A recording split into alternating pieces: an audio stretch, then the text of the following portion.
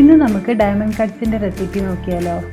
അപ്പോൾ ഇത് അധികം ബുദ്ധിമുട്ടൊന്നുമില്ലാതെ അധികം ഇൻഗ്രീഡിയൻസും ഇല്ലാതെ പെട്ടെന്ന് ഉണ്ടാക്കിയെടുക്കാൻ പറ്റുന്ന ഒരു സ്നാക്കാണ്. നമുക്കൊക്കെ നൊസ്റ്റാൾജിയ ഉണ്ടാക്കുന്ന ഒരു സ്നാക്കും കൂടിയാണ്. അപ്പോൾ നമുക്ക് വേഗം തന്നെ റെസിപ്പിയിലോട്ടൊന്ന് പോയി നോക്കാം. അപ്പോൾ ഇത് ഉണ്ടാക്കാനായിട്ട് ഞാൻ 1 കപ്പ് മൈദ എടുത്തിട്ടുണ്ട്. ഇനി ഇതിലോട്ട് ഓരോ ഇൻഗ്രീഡിയൻസ് ആയി ചേർത്ത് കൊടുക്കാം. ഒരു നുള്ള് ബേക്കിംഗ് സോഡ ചേർത്ത് കൊടുക്കുന്നുണ്ട്. ഇത് ചേർത്തില്ലെങ്കിലും കുഴപ്പമൊന്നുമില്ല, പക്ഷെ ചേർത്ത കുറച്ചുകൂടി പൊങ്ങി വരും. ആവശ്യത്തിന് ഉപ്പ് ഇട്ട് കൊടുക്കാം. ഒരു 2 ടേബിൾ സ്പൂൺ പഞ്ചസാര ഇട്ട് കൊടുക്കാം. ഞാൻ ഇതില് ഷുഗർ സിറപ്പ് വേറെ ഉണ്ടാക്കുന്നില്ല, അപ്പൊ അതിനനുസരിച്ച് വേണം മധുരം ഇട്ട് കൊടുക്കാന്. 1 ടേബിൾ സ്പൂൺ ബട്ടർ. ഇതെല്ലാം കൂടെ നന്നായി വെള്ളം ചേർത്തിട്ട് കുഴച്ചെടുക്കാം. ബട്ടറിന് പകരം ഓയിൽ ഉപയോഗിക്കാം, അല്ലെങ്കിൽ നെയ്യ് ഉപയോഗിക്കാം. കുറേശ്ശായി ഒഴിച്ചു കൊടുത്തിട്ട് കുഴച്ചെടുത്താൽ മതി.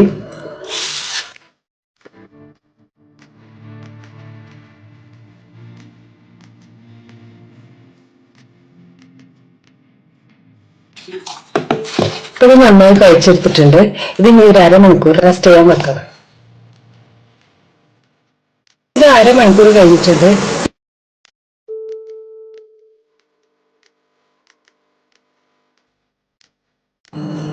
ഇനി ഇതൊന്ന് പരത്തിയെടുക്കണം. ഇത് അത്യാവശ്യം നൈസായിട്ട് തന്നെ പരത്തിയിട്ടുണ്ട്. ഇനി ഇത് ഡയമണ്ട് ഷേപ്പിലൊന്ന് കട്ട് ചെയ്തെടുക്കാം. ചെറുതായി മുറിച്ചാൽ മതി.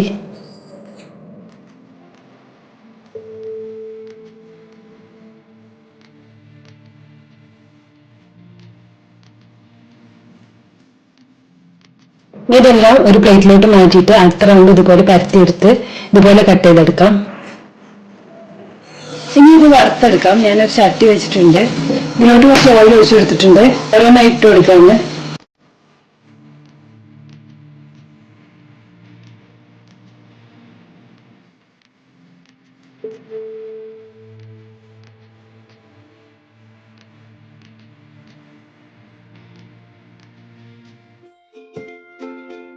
ഇട്ട് കൊടുക്കുന്ന ടൈമിൽ ഒട്ടിപ്പിടിച്ചാലും പ്രശ്നമൊന്നുമില്ല. വറുത്ത് കോരുമ്പോൾ അത് ഒക്കെ വേറെ കിട്ടും. ഇപ്പൊ ഇതിന്റെ കളറൊക്കെ ഒന്ന് ചേഞ്ച് ആയിട്ടുണ്ട്. വേറെ പ്ലേറ്റിലോട്ട് മാറ്റാം. ഇതേപോലെ അടുത്ത റൗണ്ട് ഇട്ട് കൊടുക്കാം.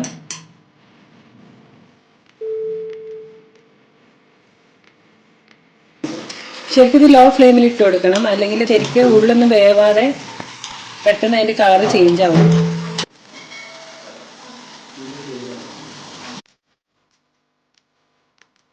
അപ്പൊ എല്ലാ ഡയമണ്ട് കട്ട്സും ഞാൻ ഇതുപോലെ വറുത്തെടുത്തിട്ടുണ്ട്. അപ്പൊ നിങ്ങൾക്ക് വേണമെന്നുണ്ടെങ്കിൽ ഇതിന്റെ മുകളിൽ പഞ്ചസാര പാനി ഉണ്ടാക്കിയിട്ട് ഒന്ന് സ്പ്രെഡ് ചെയ്ത് കൊടുക്കാം. അങ്ങനെ ആകുമ്പോൾ നമ്മൾ കടയിൽ നിന്നൊക്കെ വാങ്ങിക്കുന്ന അതേ ഒരു പെർഫെക്ഷനോട് കൂടിയിട്ട് ഇത് കിട്ടും.